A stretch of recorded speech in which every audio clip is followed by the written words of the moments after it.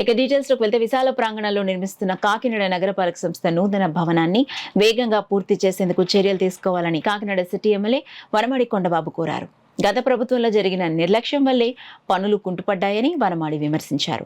Corporation నూతన భవన నిర్మాణ పనులను ఎమ్మెల్యే వనమాడి కొండబాబు అధికారులతో కలిసి పరిశీలించారు. మంగళవారం నగరపాలక సంస్థ కమిషనర్ జె వెంకట్రావు ఇతర అధికారులతో కలిసి సినిమా రోడ్లో నిర్మిస్తున్న నూతన భవన ప్రాంగణాన్ని పరిశీలించారు. పనుల ప్రగతిని కమిషనర్ వెంకట్రావు ఎమ్మెల్యే వనమాడికి వివరించారు. ఈ సందర్భంగా ఎమ్మెల్యే మాట్లాడుతూ 38 కోట్ల స్మార్ట్ సిటీ నిధులు, 20 కోట్ల నగరపాలక సంస్థ నిధులతో ప్రతిపాదించిన కార్పొరేషన్ భవనం 4 ఏళ్లు గడిచినా పూర్తి కాకపోవడం విచారకరమన్నారు. పన్నుల రూపంలో ఏటా 77 కోట్లు వసూలవుతున్నప్పటికీ కార్పొరేషన్కు సొంత భవనాన్ని రూపొందించుకోలేకపోయామన్నారు. గత ప్రభుత్వంలో జరిగిన నిర్లక్ష్యం వల్లే పనులు కుంటుపడ్డాయని వనమాడి విమర్శించారు. అవసరమైతే నగరపాలక సంస్థ నిధుల ద్వారా పనులు వేగంగా పూర్తి చేయాలని సూచించారు. కాకినాడ నగరపాలక సంస్థ కమిషనర్ జె వెంకట్రావు మాట్లాడుతూ స్మార్ట్ సిటీ ప్రాజెక్టును మార్చి 2025 వరకు పొడిగించారని, ఆ సమయంలోపు చాలా వరకు పనులు పూర్తి చేసేందుకు చర్యలు తీసుకుంటామని చెప్పారు. ఎమ్మెల్యే వనమాడి సూచనలను కార్పొరేషన్ ప్రత్యేక అధికారి కలెక్టర్ షాన్ మోహన్ సగిలి దృష్టికి తీసుకువెళ్లి పనులు వేగవంతం చేస్తామన్నారు.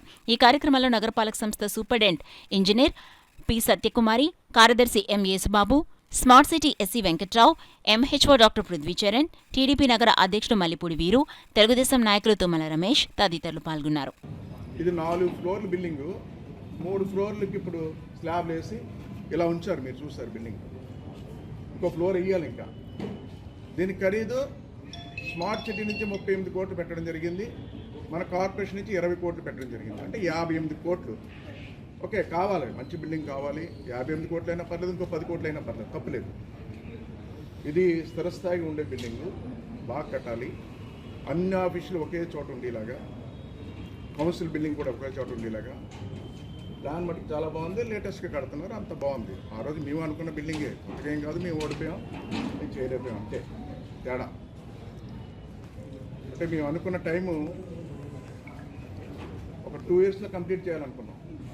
పెద్ద బిల్డింగ్ కాబట్టి 2 ఇయర్స్లో కంప్లీట్ టైం బాండ్ పెట్టుకున్నాం. కానీ మేము అధికారులు లేవు, వాళ్ళు వచ్చారు చేస్తారు అనుకోండి. దీన్ని కూడా 2 సార్లు శంకుస్థాపన చేశారు. సరే, 2 సార్లు శంకుస్థాపన చేసిన ఎన్ని చేసినప్పుడు కూడా ఈరోజు మనకి 4 ఫ్లోర్లు కూడా కట్టలేకపోయారు. ఇంకా ఫ్లోర్ ఉండిపోయింది, ఇంకా పూర్తి చేయలేకపోయారు. 4 సంవత్సరాలు అయిందండి. కాకినాడ ప్రజలారా, మన ఇల్లు డబ్బులు ఉండి కూడా 4 సంవత్సరాలుగా కట్టలేకపోయారు. బాధేస్తుంది, చాలా బాధేస్తుంది. వాళ్ళు అవసరమైన చోట్ల కట్టేసుకున్నారు. ఈ డబ్బులన్నీ అవసరమైన చోట వాడేశారు. వచ్చిన డబ్బంతా ఏంటి? ఎవరు? నాకు తర్వాత వచ్చిన ఎమ్మెల్యే దూరంపూడి చంద్రశేఖర్ రెడ్డి. తను దీనికోసం ఆలోచించలేదు, కాకినాడ ప్రజల కోసం ఆలోచించలేదు. తన కోసం తను ఆలోచించుకుని నిధులన్నీ ఎక్కడ పడితే అక్కడ పనికిరాని చోట పెట్టి నిధులు వాడేశాడు తప్ప మనకు కావాల్సిన బిల్డింగ్ కట్టలేకపోయాడని కూడా ఈ సందర్భంగా తెలియజేస్తాను.